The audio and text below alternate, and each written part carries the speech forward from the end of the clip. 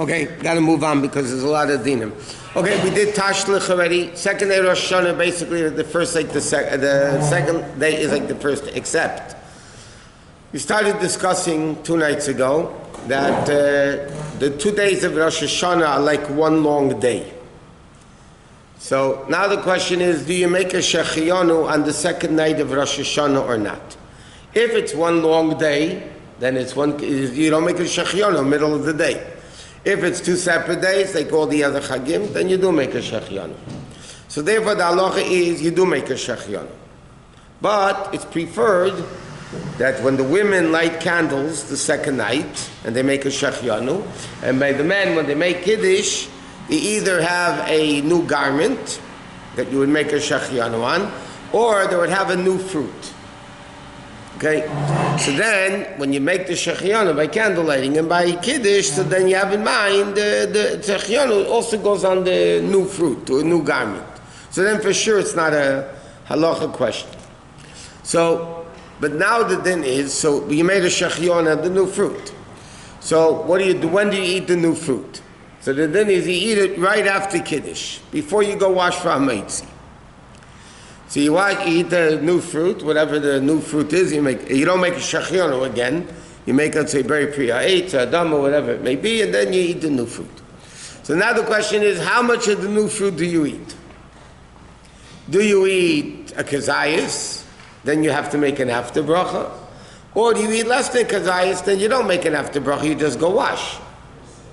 So there's different customs. Our custom is that we eat a kazayas of the new fruit. We make an after bracha just on the fruit, not on the wine. Let's say it's a new fig, whatever. So you make halachos al piyos, but we don't say halagefim al piyagefim because we're going to be drinking wine during the meal. So therefore, we eat the kazayas, we make an after bracha on the fruit, but not on the wine. And then we go wash, have the meal. What? When do you say the Shechianu? Shechianu is made by Kiddush and by candle lighting. After you finish Kiddush, right, the last bracha, you make Shechianu. Look on every chag. So it's before the fruit. Yeah. So you make Shechianu, then you drink the wine. I'm going to refer to the second. Second night.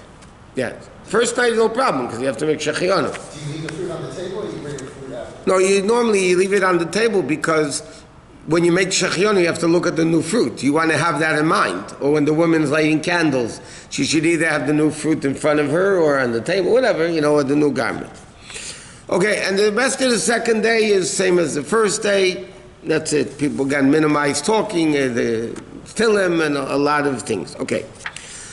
The day after Rosh Hashanah is the 3rd day of Tishrei, which is called Seim Gedalia. Seim Gedalia, why is it called Seim Gedalia? Because there was a great leader of the Jewish people, named Gedalia ben Achikam, and he was killed. And a lot of tzoros, a lot of problems happened for the Jewish people. So the Chachamim instituted this fast right after Rosh Hashanah. Now there's a big argument in halacha, was he killed on Rosh Hashanah and they pushed off the fast at Tzom Gedalia, or was he killed on Tzom Gedalia? But anyway, it is a fast. Pregnant women, nursing women don't have to fast. People that are not well don't have to fast. But healthy people should fast. Like here in LA, I'm looking at the time. The fast, it's Thursday morning. Yom Tov is Tuesday and Wednesday. So Thursday it's Seim Gedalia. The fast begins 5:31 in the morning. So if you're going to sleep and you're planning to wake up early, have in mind that you're going to get up early. Because once you go to sleep, the fast starts. So if you have in mind that you're going to get up or to drink or to eat, whatever, it's always best to do that in case you get up and you want to eat or drink something. So then you have the fast. So now there's another interesting shaila. What happens if by fasting Seim Gedalia, I won't be able to fast Yom Kippur? And some people, it's just in the same week. Thursday is Seim Gedalia, the next Thursday is Yom Kippur. Not everybody is able to, not people that are not so well, older people, it's hard to fast 2 days in 1 week. So the question is, if I know by fasting Seim Gedalia, I won't be able to fast Yom Kippur. So what do? There's 2 ways of looking at it. One way of looking at it is like this. Right now it's Seim Gedalia, I could fast. What will happen Yom Kippur, we'll deal with it then. But meanwhile, right now I have to fast, because right now it's Seim Gedalia and I could fast. Another way of looking at it is, Tzom Gedalia is rabbinic. Yom Kippur is biblical. So I should think Yom Kippur is definitely more important than Tzom Gedalia. Okay, so therefore, the pearl is a big argument in halacha, but the bottom line halacha, the way the minig is in halacha, that if you have any doubts about Yom Kippur, you don't fast Tzom Gedalia. Because Yom Kippur is minator, it's what? What if you're traveling to, let's say, No. in the same fast day?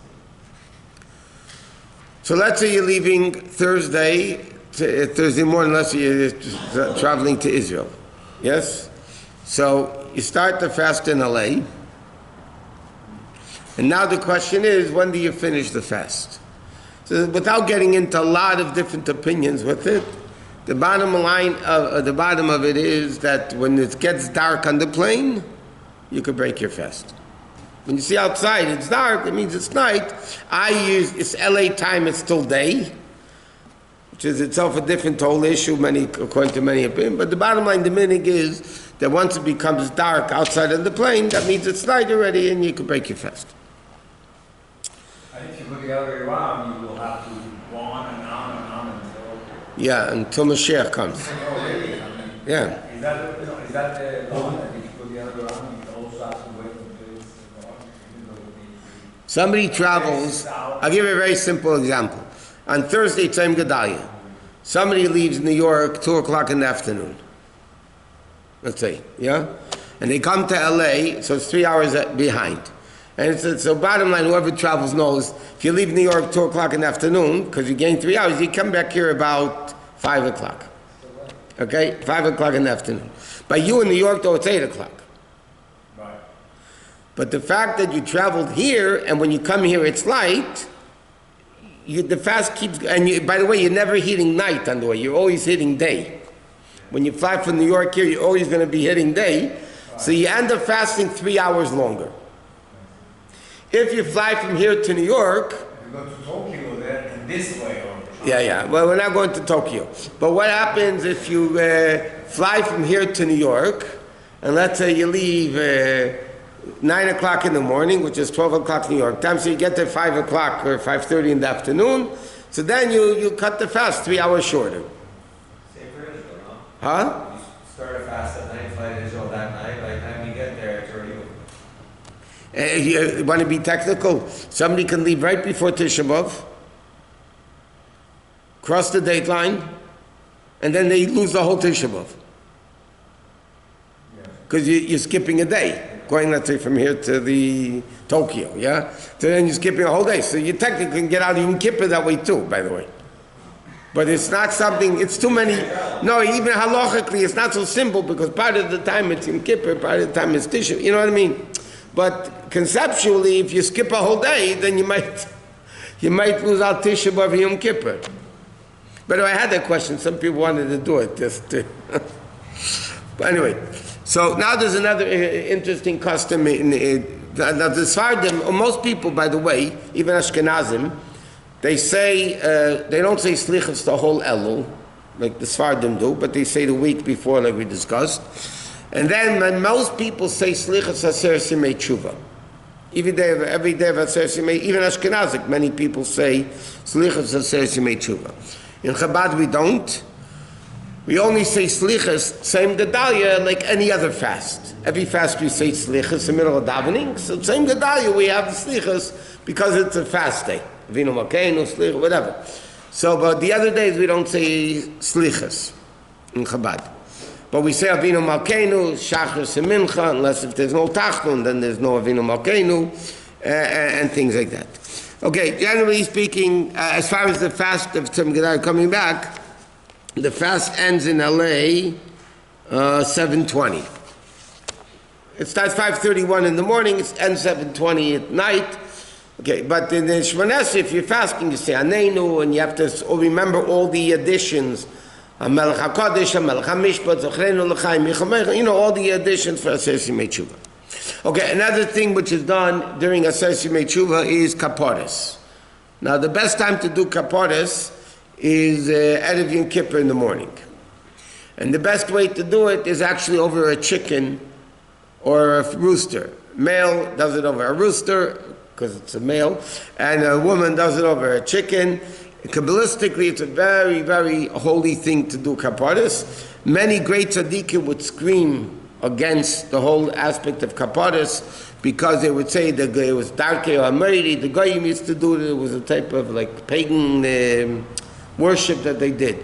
But according to Kabbalah, it's very important to do it with a chicken. Can we do that here in California? There's places in California that do it, yeah.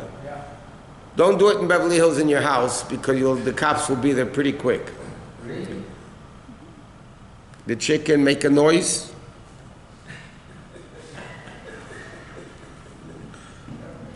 You know, I have a good idea. Buy a chicken live, put it in your backyard, and you'll see. Let's talk about more tolerant. Okay, the more very tolerant. I agree.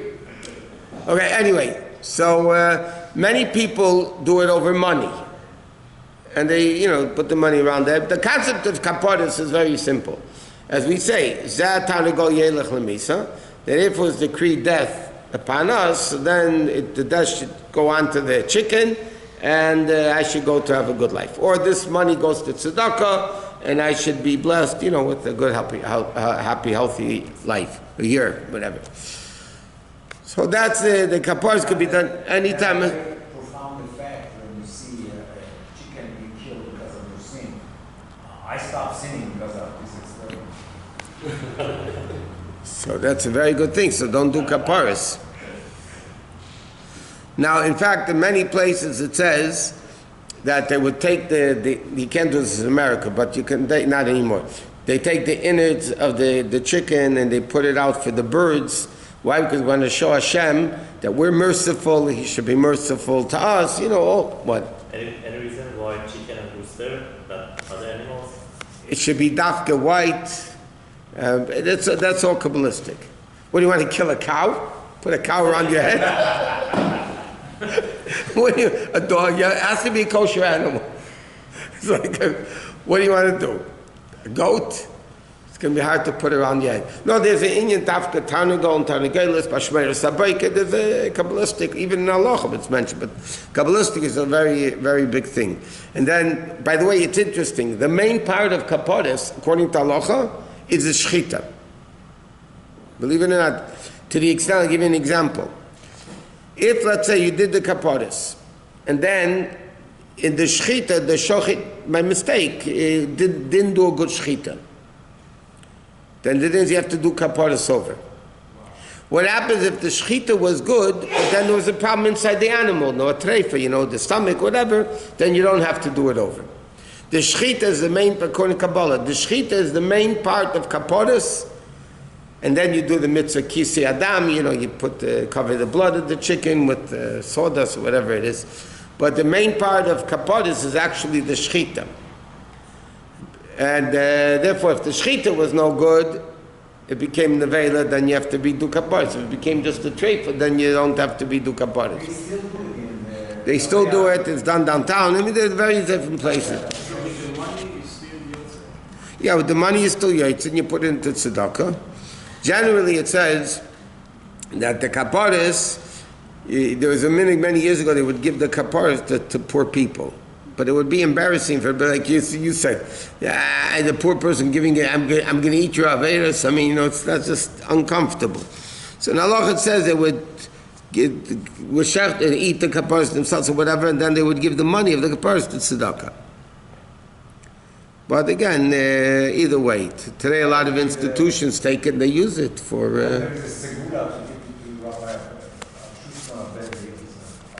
Yeah, okay, the school, I'll tell you a better schooler. Give the money better. It's a better school.